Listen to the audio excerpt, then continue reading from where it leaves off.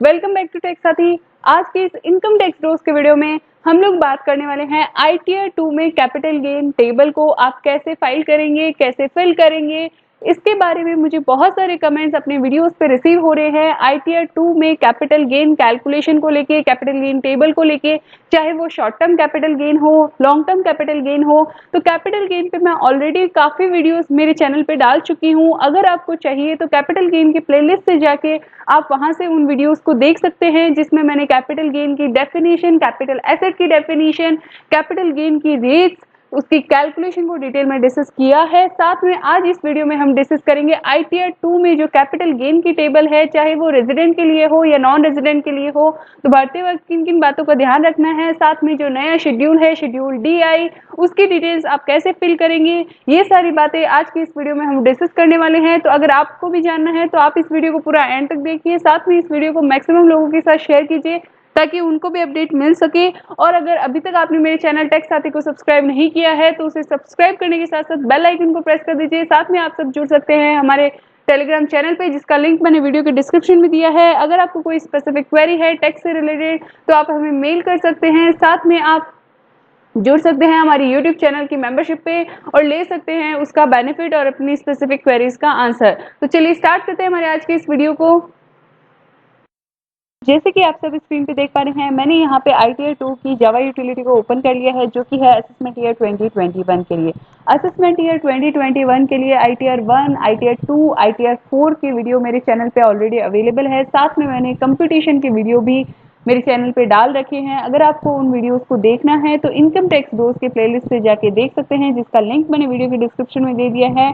आई button पे भी उस वीडियो को लिंक कर दिया है, उन प्लेलिस्ट को लिंक कर दिया है, आप वहां से भी जाके देख सकते हैं। अब हम बात करते हैं शेड्यूल CG यानी कि कैपिटल गेन की। तो सबसे पहले आता है आपका शॉर्ट टर्म कैपिटल गेन। तो शॉर्ट टर्म कैपिटल गेन के अंदर जो सब आइटम है 3 और 4 वो आपका एप्लीकेबल होगा नॉन रेजिडेंट के लिए। उसके अलावा सारे के सारे सेक्शन आपके जो है रेजिडेंट के लिए एप्लीकेबल है। तो सबसे पहले आते हैं हम लैंड एंड बिल्डिंग के केस में। अगर आपने कोई लैंड, बिल्डिंग आपने सेल किया है और सेल होने से आपका जो हो रहा है कैपिटल गेन, वो हो रहा है शॉर्ट टर्म कैपिटल गेन। अब आप इसे कैसे डिसाइड करेंगे कि शॉर्ट टर्म कैपिटल गेन है या लॉन्ग टर्म कैपिटल गेन है, तो इसको ऑलरेडी मैं प्रीवियस वीडियो में डिस्कस कर चुकी हूँ। तो कैपिटल गेन पे सेपरेटली प्लेलिस्ट मेरे चैनल पे अवेलेबल है, आप उस प्लेलिस्ट से जाकर रिस्पेक्टिव वीडियोस को जरूर देख लीजिए। क्योंकि मुझे बहुत सारी क्वेरीज रिसीव होती है कि अगर हमने ये सेल किया है तो इस पे कैपिटल गेन कौन सा होगा, शॉर्ट टर्म होगा, कैपिटल गेन लॉन्ग टर्म होगा। तो वो सारी जो है मैं ऑलरेडी क्वेरीज को मेरे वीडियोस के अंदर इंक्लूड कर चुकी हूँ। तो आप उन वीडियोस को जरूर देख लीजिए ताकि आपकी क्वेरीज का सोल्यूशन हो सके। तो अब हम बात करते हैं आपको कैपिटल गेन का जब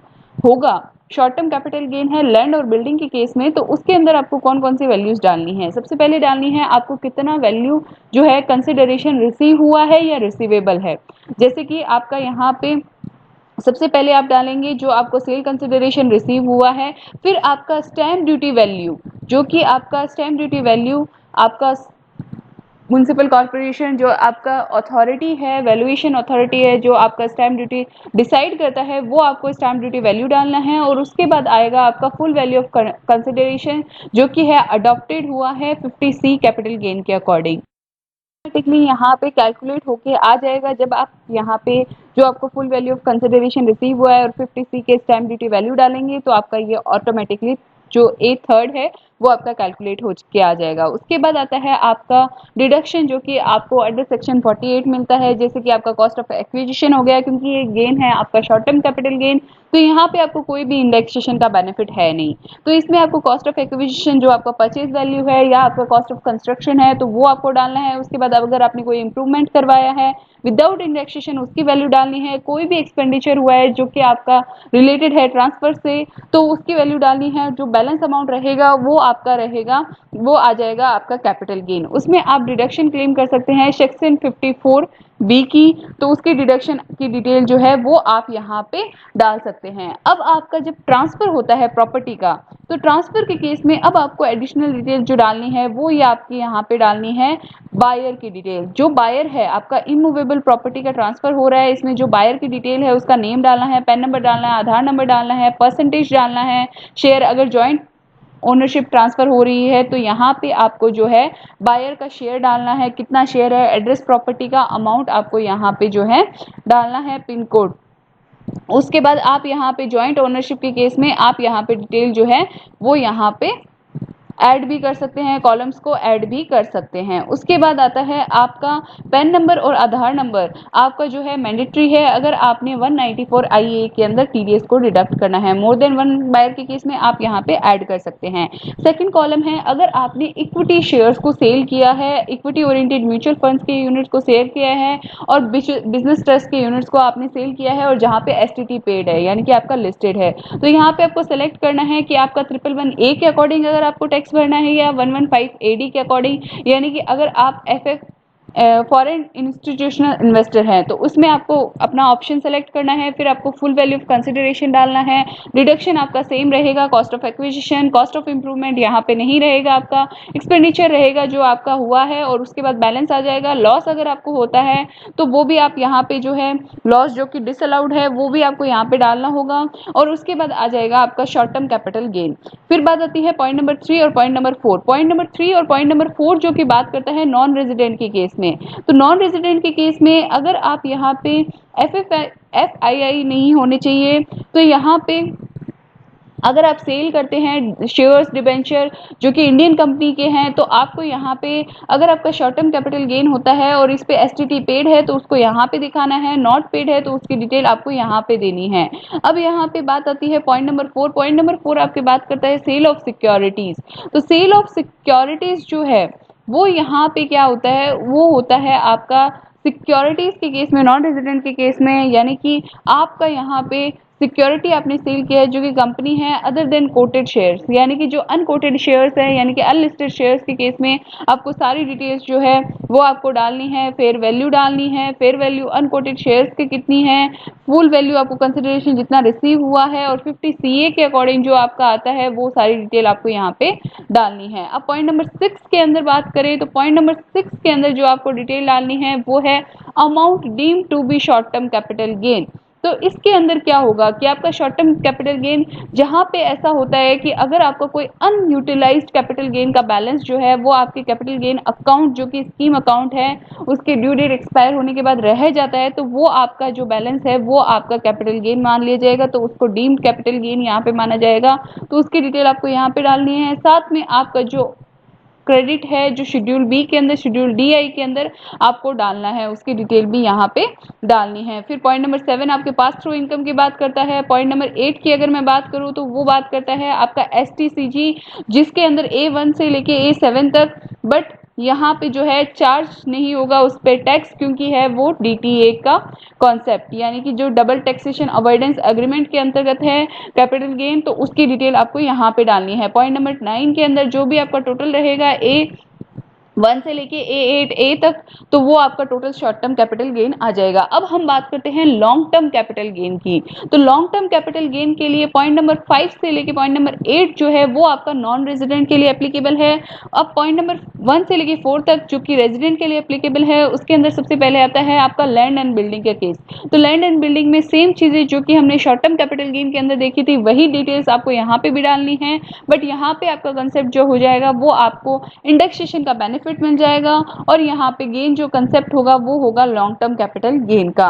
और इसके अंदर आपकी जो डिडक्शन आपको अलाउड है 54B, EC, F और GB, उनकी सारी डिटेल आपको यहाँ पे देनी है और सारी सेक्शंस को जो भी आपके एप्लीकेबल सेक्शंस हैं जो आपने डिडक्शन क्लेम करनी है उन डिडक्शंस को आपको यहाँ पे ऐड करना है। उसके बाद आता है लॉन्ग टर्म कैपिटल गेन जो कि है इमूवेबल प्रॉपर्टी के केस में, जैसे कि हमने शॉर्ट टर्म कैपिटल गेन के अंदर देखा था कि बायर की डिटेल देनी है, तो सेम डिटेल आपको देनी है। पैन नंबर आधार नंबर आपका मैंडेटरी है 194 IA के केस में। उसके बाद हम देखते हैं कि अगर आपने बॉन्ड्स और डिबेंचर को सेल किया है और इसके अंदर जो है कैपिटल इंडेक्स बॉन्ड जो कि गवर्नमेंट के द्वारा इशूड हैं उनको यहाँ पे एक्सक्लूड किया गया है, तो इसमें आपको फुल वैल्यू ऑफ कंसिडरेशन जितना सेल प्राइस आपको मिला है उसका एक्विजिशन कॉस्ट विदाउट इंडेक्सेशन आपको देना है और without indexation cost of improvement जो कि आपका होता नहीं है बॉन्ड ऑफ डिबेंचर्स के केस में, और एक्सपेंडिचर आपका हुआ है उतना, और 54F की डिडक्शन आप यहाँ पे क्लेम कर सकते हैं। LTCG आपका जो है वो कैलकुलेट होके आ जाएगा पॉइंट नंबर 2 के अंदर। पॉइंट नंबर 3 के अंदर अगर हम बात करें तो अब इसके अंदर जो है आपकी ड्रॉप डाउन लिस्ट है। इसमें अगर आप लिस्टेड शेयर जो कि है other than units, zero coupon bond, जिस पे यहाँ पे सेक्शन 1121 एप्लीकेबल है, तो उसकी डिटेल आपको डालनी है। जीडीआर के केस में अगर आपका है तो वो भी डिटेल आपको यहाँ पे डालनी है। उसमें सेम आपका sale price, cost of acquisition, expenditure को डालना है। 54F की डिडक्शन अगर आप क्लेम कर रहे हैं तो उसकी डिटेल डालनी है। फिर इस तरह से आपका लॉन्ग टर्म कैपिटल गेन जो है वो आ जाएगा। अब point number 4 most important topic है, क्योंकि इसके अंदर बहुत सारे पर्सन्स को क्वेरी रहती है। 112A जो कि नया सेक्शन यहाँ पे इंट्रोड्यूस किया गया है, तो इसके अंदर जो है आपको आपके कितने इक्विटी शेयर्स आपने सेल किए हैं जो कि है कंपनी के equity oriented mutual funds, business trust के, जहाँ पे एसटीटी आपने पे किया है, और 112 की ए के अंदर जितना आपका एसटीसी आया है, ये आपका शेड्यूल जो है 112 के हिसाब से आपका ऑटोमेटिकली फिल होके आ जाएगा। इसमें आपको ये वाला शेड्यूल जो है 112A का इसमें भरना है, आपका कॉस्ट ऑफ एक्विजिशन भरना है, फेयर मार्केट वैल्यू भरनी है, एक्सपेंडिचर जितना आपका हुआ है, फिर आपको यहाँ पे और डिटेल जैसे कि आपका ISIN number, name of the shares, number of the share, sale price, तो ये सारी डिटेल्स आपको यहाँ पे फिल करनी है। जैसे ही आप इसे फिल करेंगे तो ये डिटेल आपकी आ जाएगी कैपिटल गेन के, लॉन्ग टर्म कैपिटल गेन के इस सेक्शन के अंदर। तो इस सेक्शन को आपको ध्यान में रख के आपका सारा डिटेल आ जाएगा। फिर 54F की आप डिडक्शन यहाँ पे क्लेम कर सकते हैं और लॉन्ग टर्म कैपिटल गेन आपका यहाँ पे ऑटोमेटिकली आ जाएगा। उसके बाद आपका यहाँ पे नॉन रेजिडेंट के केस में अगर मैं बात करूँ, डिबेंचर्स का सेल है इंडियन कंपनी का, तो उनकी आपका जो लॉन्ग टर्म कैपिटल गेन है उसको आपको डालना है और विदाउट इंडेक्सेशन बेनिफिट आपको यहाँ पे डालना है। 54F का डिडक्शन आप ले सकते हैं।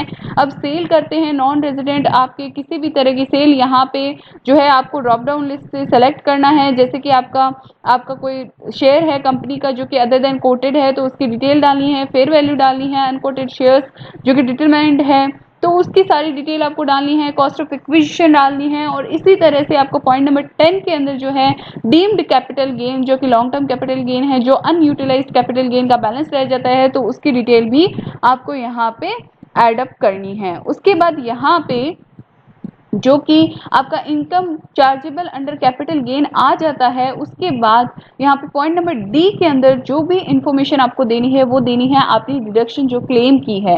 इसके अंदर आपको सबसे पहले 54 की मैं बात करूँ तो यहाँ पे आपका जो और डेट ऑफ ओरिजिनल ट्रांसफर है एसेट का उसको देना है। Cost of new residential house, अगर आपने न्यू रेजिडेंशियल हाउस परचेज किया है, आपका डेट परचेज का अमाउंट, डिपॉजिट जो आपने करवाया है कैपिटल गेन डिपॉजिट स्कीम के अंदर, और जो आपने अमाउंट ऑफ डिडक्शन क्लेम किया है। तो इसी तरह से आपको अदर डिडक्शन के लिए भी डिटेल डालनी है, चाहे वो 54B के लिए हो जो कि आपके एप्लीकेबल है एग्रीकल्चर लैंड के केस में, और 54EC जो कि बात करता है आपका स्पेसिफाइड बॉन्ड और जहां पे आप मैक्सिमम डिडक्शन क्लेम कर सकते हैं 50 लाख रुपीस तक की। 54F जो कि है न्यू रेजिडेंशियल हाउस अगर आप परचेज करते हैं। 54GB आपकी बात करता है अगर आपने सब्सक्रिप्शन लिया है इक्विटी शेयर्स का एलिजिबल कंपनी के अंदर। 54F की अगर मैं बात करूं तो वो है फॉरेन एक्सचेंज एसेट की।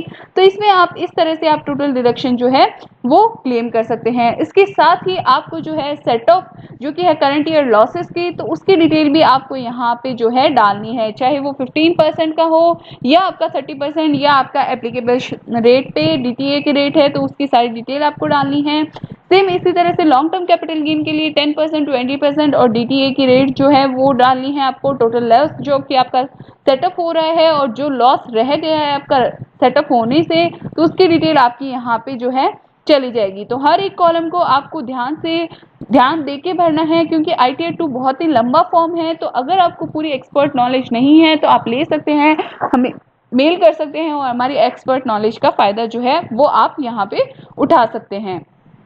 तो इस तरह से आपको सारे सेक्शंस यहाँ पे फिल करने हैं। तो 112A को हम ऑलरेडी डिस्कस कर चुके हैं। अब बात आती है आपकी सेक्शन 115AD13 प्रोविजो की, जो कि एप्लीकेबल है सिर्फ और सिर्फ नॉन रेजिडेंट के केस में। इसमें अगर आपने सेल किया है, अगर आप एक नॉन रेजिडेंट है और आपने यहाँ पे सेल किया है इक्विटी शेयर्स जो कि कंपनी के हैं, यूनिट है इक्विटी ओरिएंटेड म्यूचुअल फंड्स के, या फिर आप इक्विटी ओरिएंटेड फंड्स के या बिजनेस ट्रस्ट के जहाँ पे STT पे किया है और सेक्शन 112A के अंदर आपका हुआ है, तो इसके अंदर आपका जो है आपको सारी डिटेल यहाँ पे जो है ISIN number, name of the shares, ये सारी डिटेल जो आपने 112A के अंदर फिल की थी वो सेम डिटेल आपको यहाँ पे जो है वो फिल करनी है। तो इस तरह से हमने यहाँ पे कैपिटल गेन्स की टेबल के अंदर कौन कौन सी डिटेल आपको डालनी है वो हमने डिटेल में डिस्कस किया। आशा है इस वीडियो से आपको काफ़ी क्लैरिटी मिल गई है।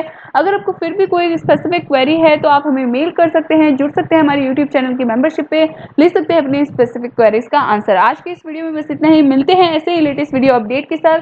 तब तक के लिए कीप वॉचिंग, स्टे अपडेटेड। जय हिंद, जय भारत।